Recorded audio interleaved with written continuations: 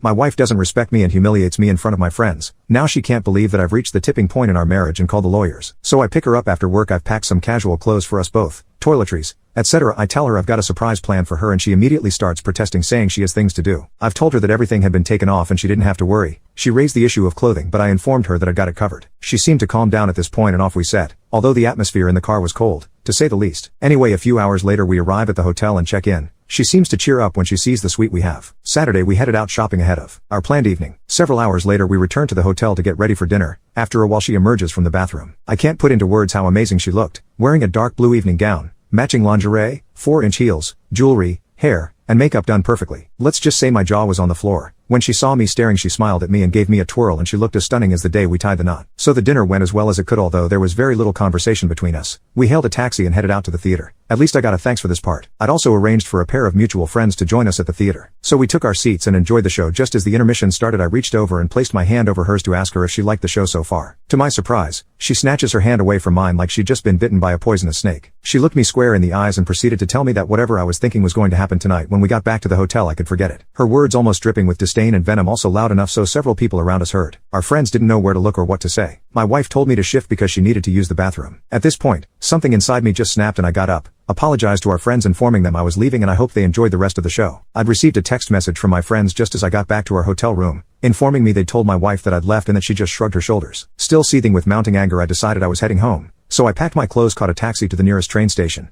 and managed to get the last train home. This morning I made the decision to relocate to the guest room. I noticed I needed some new bedroom furniture, so I headed down to IKEA. I've given up building flat packs for the day. My wife, however, has asked what the new furniture is, but I think she realized when she noticed my clothes and other personal items weren't in the master bedroom. She didn't say anything to me until about an hour ago when she asked me why I was being so childish. I politely explained the previous canceled date nights in favor of her friends, and she, in my opinion, completely unnecessarily outburst at me during the intermission at the theater. She just shrugged her shoulders again and asked if intimacy was all I was interested in. I brought up the issue of her attitude when I picked her up from work Friday afternoon with the intent of surprising her. She told me to deal with it. Update 1. My wife's best friend contacted me and asked what had gone on, as apparently my wife had told her only part of what happened. So I filled her in on all the gory details. To say she was shocked was an understatement. She proceeded to ask me what I planned to do, considering I was planning a trip to Paris for our anniversary later in the year. I stated that the trip wasn't going ahead because of her actions at the theater. My darling wife still hasn't apologized for her actions/outburst. She still claims that she may have overreacted slightly, to her exact words. Beth promptly called my wife and put her on speakerphone. Beth then proceeded to tear her a new one and, to add insult to injury, spilled the beans about the proposed trip to Paris for our anniversary. My wife proceeded to gush, saying that she knew I'd get over it as I couldn't say no to her. Her happy mood disappeared when Beth informed her that I'd canceled the trip not 10 minutes ago. I've also spoken to a solicitor concerning a separation and eventual divorce. I recently renewed my passport, and when it arrived, my wife's first reaction was to ask if the trip to Paris was back on. I replied, or rather snapped back at her, that no, it wasn't back on and the possibility of it ever being planned again was virtually zero. She then proceeded to ask if that was the case and why did I bother renewing my passport. I replied by stating that I have almost 2 months of holiday time saved up from last year and this year, so I'm planning on flying out to California to see an old friend. Her jaw dropped to the floor. She appeared to be trying to say something, but nothing was coming out. Yesterday morning when I got in from work, I found her sitting at the kitchen table along with Beth. My wife appeared to have been crying by the look of her eyes and face. I then reached into my bag, pulled out 2 A4 envelopes, and placed them on the table in front of her. I then explained the contents of the envelopes. The first one contained a rough draft of a separation agreement drawn up by my lawyer, which would likely end in us getting divorced. At hearing my words, she started bawling her eyes out again. Her friend calmed her down and asked her what she thought I'd do, as she mentioned that during our conversation Beth had picked up on my cold demeanor and tone. Beth also suggested that my wife had pushed me too far when she humiliated me in front of our friends after I went to the trouble of organizing everything, which, it turns out, by my wife's admission, was something she'd wish I surprised her with. After my wife calmed down, I proceeded to explain that the second envelope contained a list of marriage/personal counselors and instructions for her to choose one. She was then given the ultimatum to choose one of the envelopes. I would be leaving Sunday morning to catch my first flight to the US, and she'd got until the time I returned to make the decision, as I refused to be spoken to and treated like I was that night. Add in the fact that she didn't see, and I'm still not sure she does, that her reaction was uncalled for and way over the top. Before she could respond, I told her in no uncertain terms that if she started screaming at me, that the second option would be immediately removed from the equation. I'd also reiterated that if I found out she was seeing someone else whilst I was away, option 1 would be selected by default. Update 2. I'm finally back home. I received messages, voicemails, emails, and missed calls, mostly from my wife and a few from friends and family. It turns out the friends we were with that fateful weekend had informed my parents of what went on, along with a few other mutual friends who had inquired about my well-being since I'd been pretty much radio silent since I left for my trip. The messages from my wife started with the usual empty platitudes, insincere apologies, etc. I assumed that when I didn't give her the satisfaction of responding,